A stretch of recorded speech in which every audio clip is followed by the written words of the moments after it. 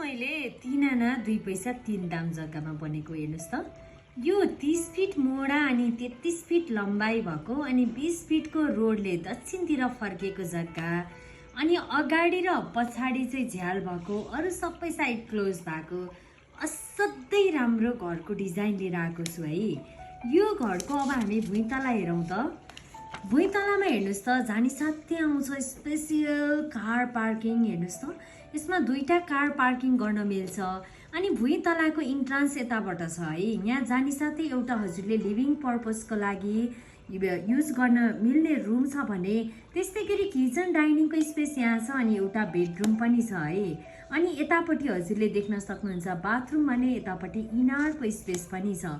यो फ्लोर चाहिँ हजुरले गार्ड हाउसको लागि भनौँ अथवा ड्राइभर पर्पसको लागि अथवा रेन्टमा दिन्छु भन्न पनि मिल्छ है। अनि पहिलो तलामा गइसकेपछि हेर्नुस् त स्पेसियल यो सेमी सर्कुलर टाइपको भर्याङ छ। यसमा बङ्गला टाइपको डिजाइन छ।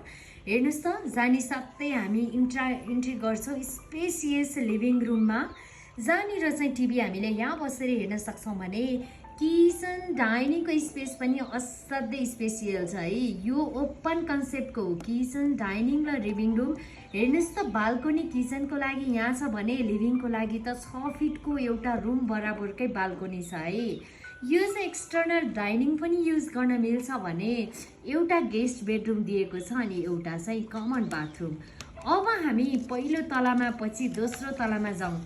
यसमा पनि एकदमै स्पेसियल हेर्नुस् त जानी साथै यहाँनिर एउटा फ्यामिली टाइपको लबी टाइपको एरिया छ अनि त्यसपछि हामी इन्ट्री गर्छौँ मास्टर बेडरुममा। मास्टर बेडरुममा हजुरले देख्न सक्नुहुन्छ वाकिङ क्लोजेट सहितको ड्रेसिङ, त्यसपछि एट्याच टोयलेट अनि बेड अनि यहाँ पनि ठुलो वार्डरोब अनि बाल्कनी नहुने त कुरै भएन।